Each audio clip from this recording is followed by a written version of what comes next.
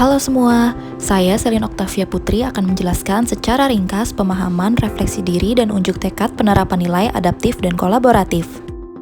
Lingkungan strategis di tingkat global, regional maupun nasional yang kompleks dan terus berubah adalah tantangan tidak mudah bagi praktek administrasi publik, proses kebijakan publik, dan penyelenggaraan pemerintahan ke depan. Adaptif merupakan salah satu karakter penting yang dibutuhkan oleh individu maupun organisasi untuk mempertahankan kelangsungan hidupnya. Dan kolaborasi juga menjadi hal yang sangat penting di tengah tantangan global yang dihadapi saat ini.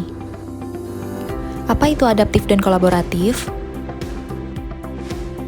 Adaptif merupakan perilaku untuk terus berinovasi dan antusias dalam menggerakkan serta menghadapi perubahan. Sedangkan kolaboratif merupakan perilaku atau sikap untuk terus membangun kerjasama yang sinergis. Adapun 5 disiplin yang sangat aplikatif dalam konteks pelaksanaan tugas dan fungsi ASN, yaitu pegawainya harus terus mengasah pengetahuannya hingga ke tingkat mahir. Pegawainya harus terus berkomunikasi hingga memiliki persepsi yang sama. Pegawainya memiliki mental model yang mencerminkan realitas yang organisasi ingin wujudkan, dan pegawainya perlu selalu sinergis dalam melaksanakan kegiatan-kegiatan, serta pegawainya harus selalu berpikir sistemik. Sedangkan untuk membangun 6 kriteria penting untuk kolaborasi yaitu forum yang diprakarsai oleh lembaga publik atau lembaga, peserta dalam forum termasuk aktor non-state, peserta terlibat langsung dalam pengambilan keputusan, forum secara resmi diatur dan bertemu secara kolektif, dan forum ini bertujuan untuk membuat keputusan dengan konsensus, serta fokus kolaborasi adalah kebijakan publik atau manajemen.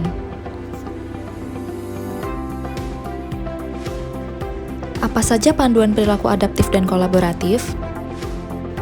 Panduan perilaku nilai adaptif yaitu cepat menyesuaikan diri menghadapi perubahan, terus berinovasi dan mengembangkan kreativitas, dan bertindak proaktif. Sedangkan panduan perilaku nilai kolaboratif yaitu yang pertama, memberi kesempatan kepada berbagai pihak untuk berkontribusi.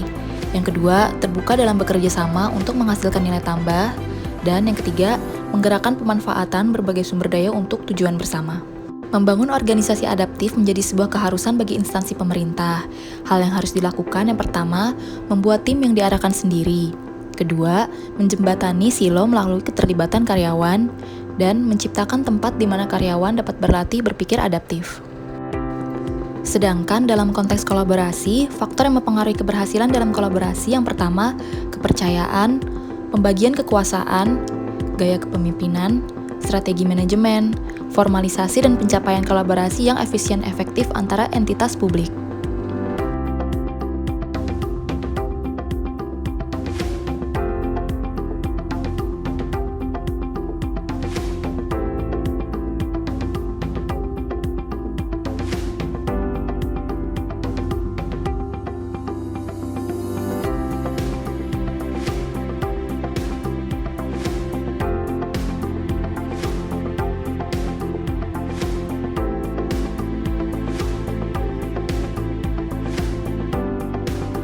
Unjuk tekad penerapan nilai adaptif yang pertama, cepat menyesuaikan diri terhadap perubahan kebijakan dan tuntutan masyarakat.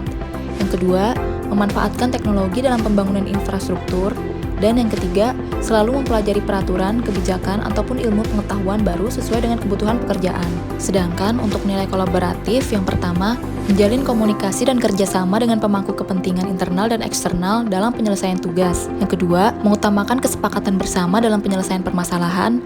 Dan yang ketiga, kooperatif dalam menyampaikan data dan informasi. Sekian presentasi dari saya, terima kasih. PUPR sigap membangun negeri.